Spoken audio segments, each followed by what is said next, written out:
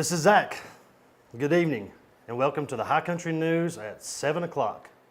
We're coming to you tonight with an update on our broadcast. The High Country News will be airing on Tuesday nights at 7, which will rerun many times in the week. We are doing this to make sure we bring you the best and most accurate broadcast. Breaking news in the area will be uploaded as soon as it happens.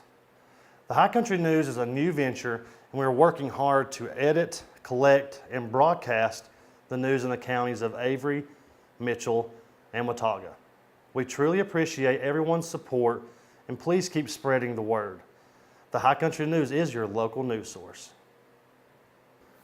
So one of the things this week that's been a major topic on social media in the community is ACHR, which is better known as the Avery County Hellraisers.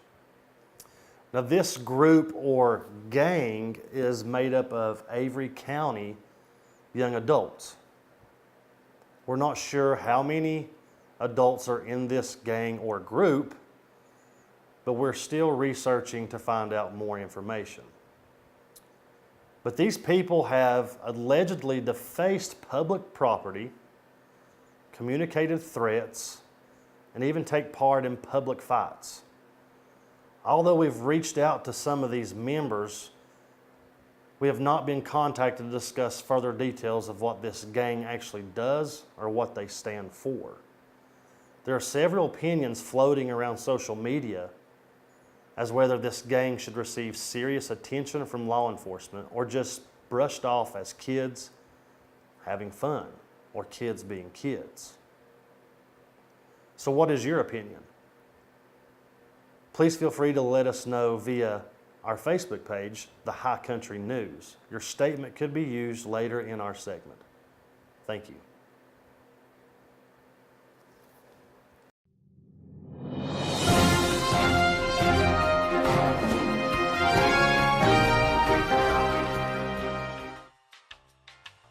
So something new that we're adding in this week's segment is weather. No, I'm not a weather girl, and I'm not a weather man. But we did add some weather to tonight's broadcast. So please enjoy as we cut to the weather.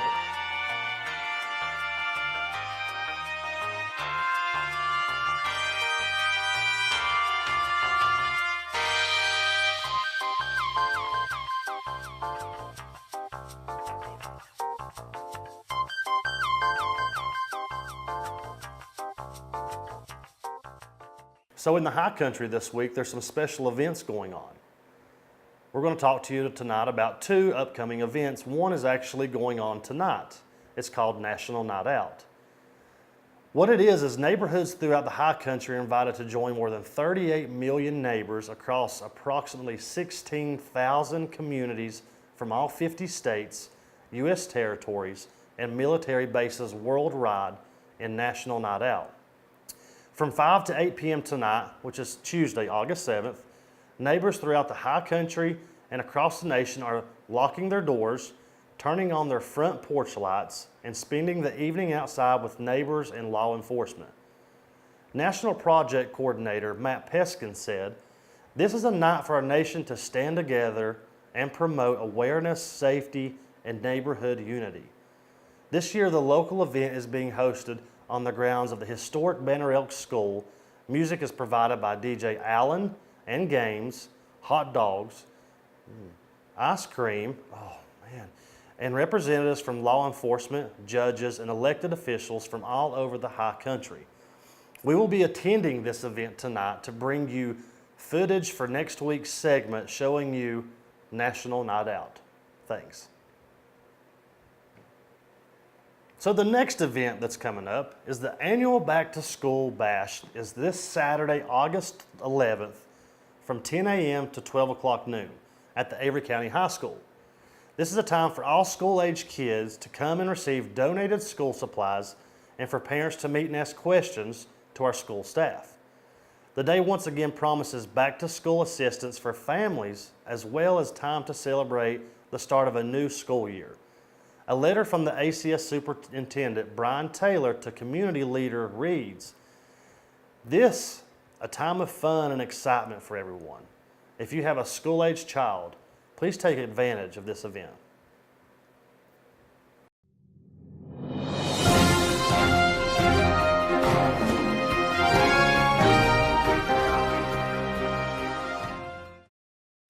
So, I was recently contacted on the phone yesterday about 5 times within an hour of an unknown number in Washington.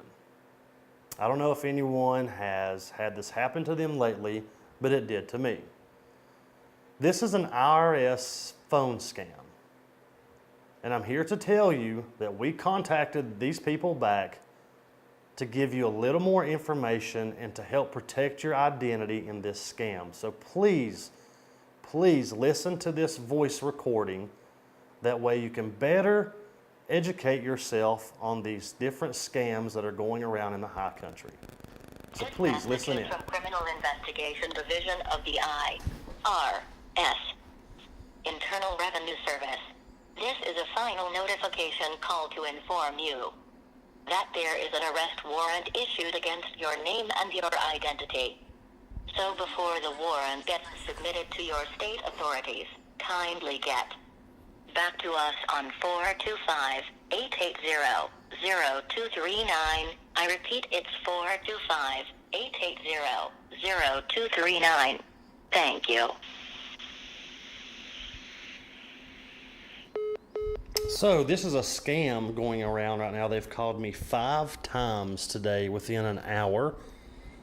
So I'm going to call them back and let you guys hear this scam that's going around that's clearly stating they are with the IRS when they are not. So let's call them back and see what they have to say. 1425. Internal Revenue Service, how can I help you? Excuse me? Sir, your line has us to the Internal Revenue Service as a Criminal Investigation Division of IRS. How can I help you? Yeah, I just had a missed call from this number and a voicemail saying that there's a criminal charge against me. Let me check. Could you help me out with name so I can check it out for you, sir? What's the name? Zachary. Well, I'd rather not give you the name. You should know my name, actually. Let me check. Zachary J. Burnup? Possible. Possible. No, that is possible. That's possibly my name. Yes, what's the charge? Okay, guys, they hang up. So they hung up on me. Let's try to call them one more time. Yes, thank you for calling. The line has us to the Internal Revenue Service. How can I help you? Yes, I just got disconnected. I was trying to figure out what the charge was. That there's a warrant. Who am I talking about? What's the name? You called and left me a message. Zachary, right? Mm-hmm. Zachary who? Mm-hmm. Mm-hmm. That's correct. Okay, they hung up on me again. I'm not sure why. Let's try one more time. So you never want to say yes to this because they can use that information for. Thank you for calling Internal Revenue Service. How may I help you today? Very good afternoon. Yes, I had a missed call from this number saying that there was an arrest out for my name. Can you help me out with your first name and the last name from which I can easily pull over your information from our system? I think you have that information. You called me and left my name on the voicemail. All right, go. I have 1,000 of files in front of my desk, so if you are going to be help me out with your first name and the last name, so that's what's fine for me to pull over your information on the basis of your first name and the last name. Right. Well, can you tell me what it's regarding first?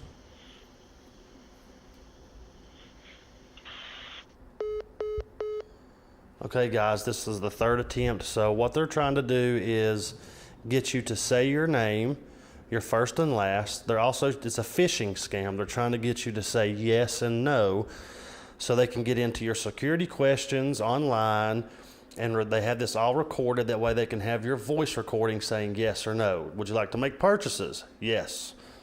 So you have to be very careful And this number that's calling me is from Redmond, Washington. It's 1-425. I'm sorry. It's 1-425-880-0239. And if you do talk to them, make sure that you get their badge number if they're with the IRS and all the credentials that you need. Please do not give them any personal information. Thank you. So now on the High Country News, we're going to give you the pet of the week. Enjoy. This is my favorite.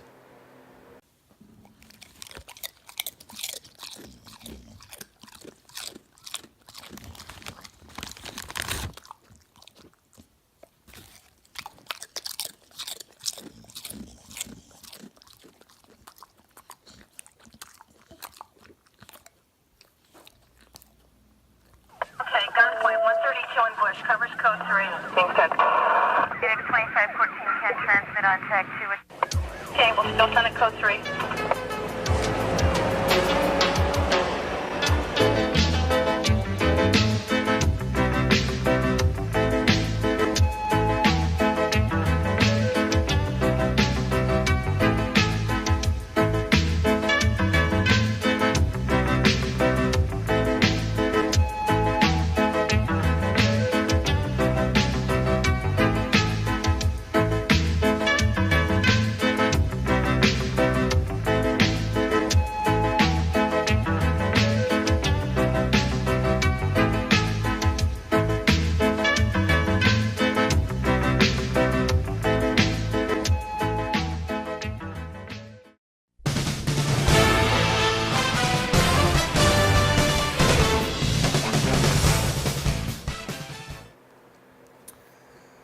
So now, at the end of our segment, I would like to bring you an interview that we filmed this past week with the new Avery County football coach.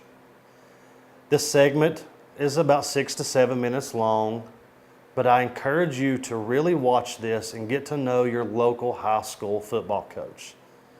This guy's amazing. I enjoyed every minute sitting with him and interviewing him, and I learned a lot. And I believe our community can learn a lot from this man also. So please, stay tuned and watch the entire interview. You'll love it. Well, I'm from Wilkes County originally, and played what I could play at App, played what I could, and coached there a while, a couple of 2.5 years. Spent 7 years at least in McCray College back when we had junior college football there. So the mountain's home to me, and I think that was the main thing, was the opportunity to come back to this mountain. Now, where did you coach before you come to Avery this year? The last stop was Ooltewah High School in Chattanooga, Tennessee. So that's a pretty big school, isn't it? It's, yes, 6A program. Okay. Can you tell us a little bit about what you expect from this season, for everybody to know kind of what to look for, maybe? Well, we're trying to put a system in place, and what we want to show the community, and what we want to show the students and the younger students that are coming through the middle schools and that type of thing right now, that we're going to play exciting football. And it's not the football they're used to seeing, it's not the things they're used to seeing. So we're going to try to be exciting, we're going to spread the field, we're going to do things that probably I think are very creative in some ways, and I think the kids enjoy it, and I think what we're trying to do is create excitement where the community wants to come watch us play. And, you know, regardless of the final outcome of the game, we're going to make sure we're going to spread the field. The basic philosophy is we're going to come off the bus throwing the ball and get back on the bus throwing the ball. And then on defense, we're going to get off the bus blitzing you and come back off on the bus blitzing you. So we're going to blitz, we're going to attack, we're going to throw, we're going to attack. And I don't know what's going to happen. I just know something's going to happen.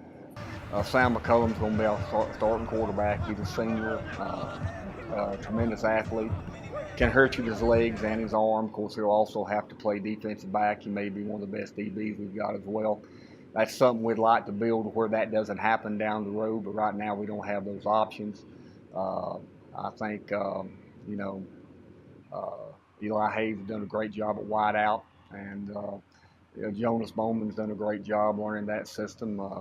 we think Tyree's done a good job, and he's been with us the program the whole time. And of course, he's been a running back and a wide receiver. And Cole Singleton and Taha inside at linebacker are both playing some Y-back, which is our H-back guy there, and they've done a great job there and learning the system and those type of things. But what we're working here is this is a team thing.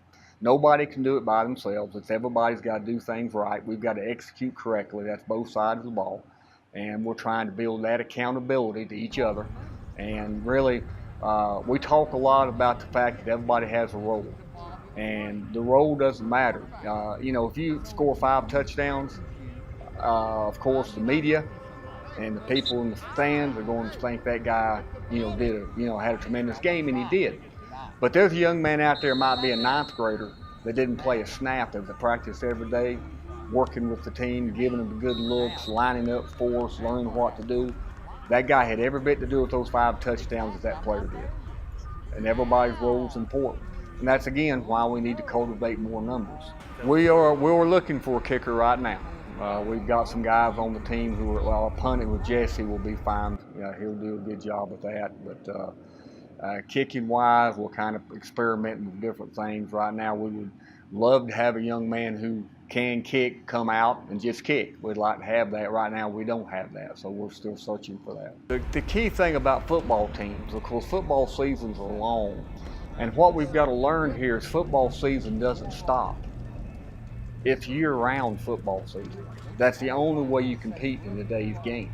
And our kids are learning that. Hopefully our community and our parents will buy into that as well. That's a year-round commitment. Linemen got to be studying year-round. Quarterbacks got to be working year-round. The weight room's got to be worked year-round. Summertime, you got to be here. If you're not here in the summer program, you can't take 3-week vacation in the summer. You can't do it.